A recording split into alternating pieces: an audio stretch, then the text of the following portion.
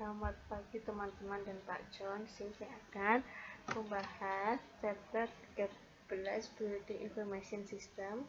Saya akan menjelaskan materi halaman 534 sampai 537 tentang data flow diagram for my in University Registration System. Saya Florentina Arum Maharani Putri, NIM 182214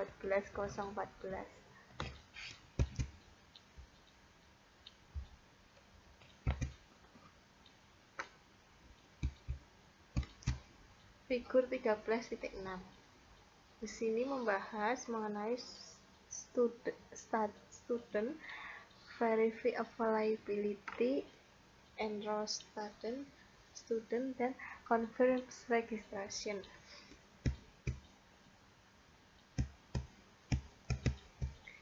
Sistem ini memiliki 3 proses. Yang pertama, verifikasi ketersediaan daftar siswa dan konfirmasi pendaftaran.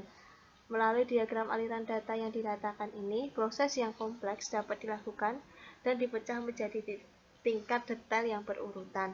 Seluruh sistem dapat dibagi ke dalam subsistem dengan diagram aliran data tingkat tinggi.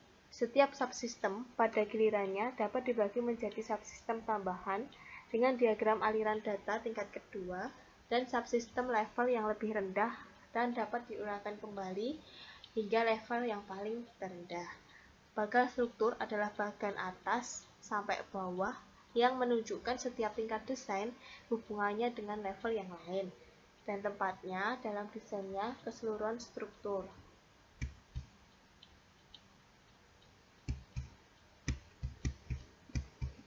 Object Oriented Development.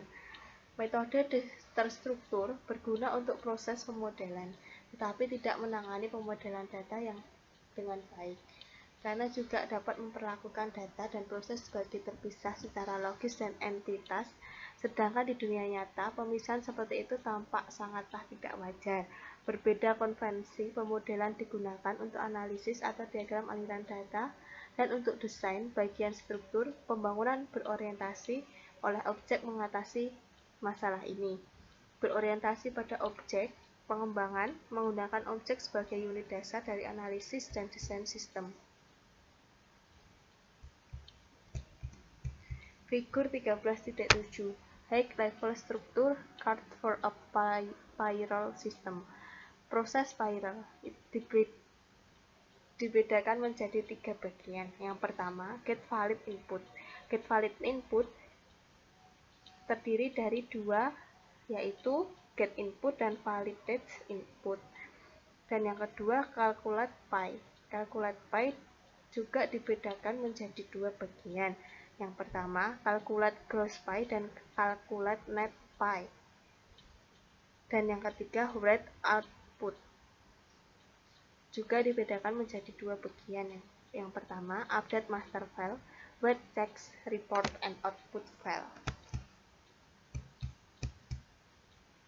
Bagan struktur ini dapat menunjukkan tingkat desain tertinggi atau paling abstrak untuk sistem pengkajian, memberikan gambaran umum tentang seluruh sistem.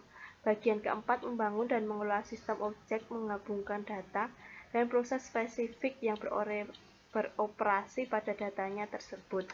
Data yang dienkapsulasi dalam suatu objek hanya dapat diakses dan dimodifikasi oleh operasi atau metode yang terkait dalam objek tersebut.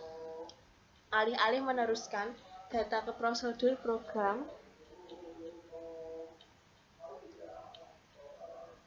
mengirim pesan untuk suatu objek dan melakukannya, operasi itu sudah tertanam di dalamnya, dan sistem dimodelkan sebagai kumpulan objek dan hubungan di antara mereka.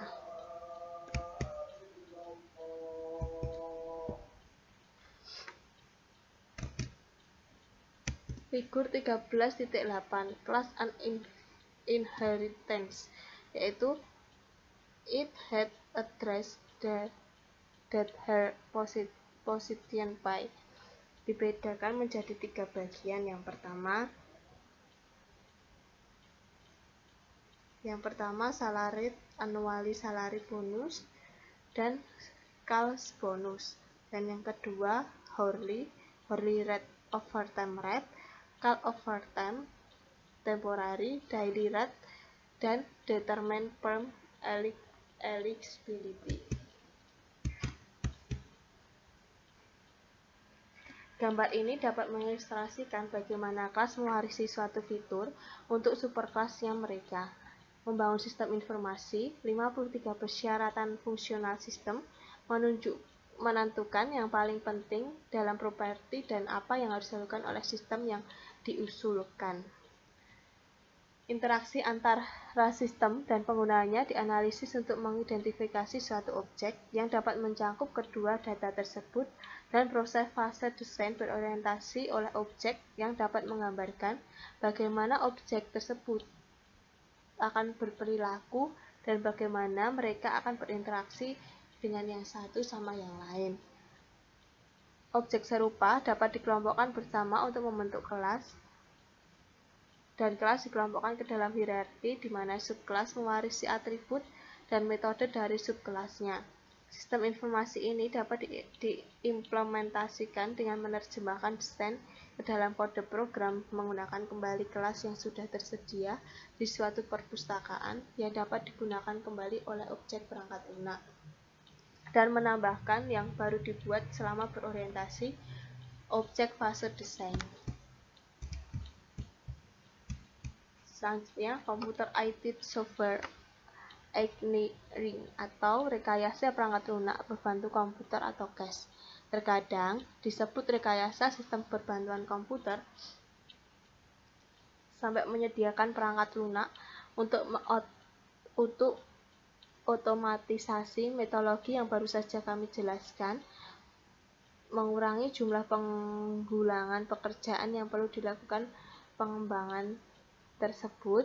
Alat CAS juga memfasilitasi suatu pembuatan file dokumentasi yang jelas dan koordinasi upaya pengembangan tim, sehingga tim anggota dapat berbagi pekerjaan mereka dengan mudah dengan mengakses file atau sama yang lain untuk ditinjau atau memodifikasi apa yang telah dilakukannya. Manfaat produktivitas sederhana juga dapat dicapai jika alat tersebut digunakan dengan baik dan benar. Alat CAS menyediakan fasilitas grafik otomatis untuk dapat menghasilkan grafis dan diagram, generator layar dan laporan, kamus data, pelaporan ekstensif fasilitas, alat analisis dan pemeriksaan, generator kode, dan dokumentasi generator.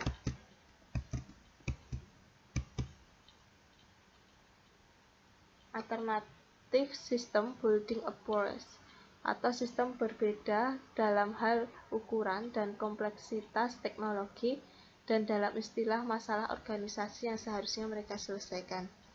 Sejumlah pembangunan sistem pendekatan telah dikembangkan untuk mengatasi perbedaan ini. Bagian ini menjelaskan metode alternatif ini atau kehidupan sistem tradisional siklus, pembuatan prototipe, paket perangkat lunak aplikasi, dan pengembangan pengguna akhir atau outsourcing. Sekian presentasi dari saya, terima kasih.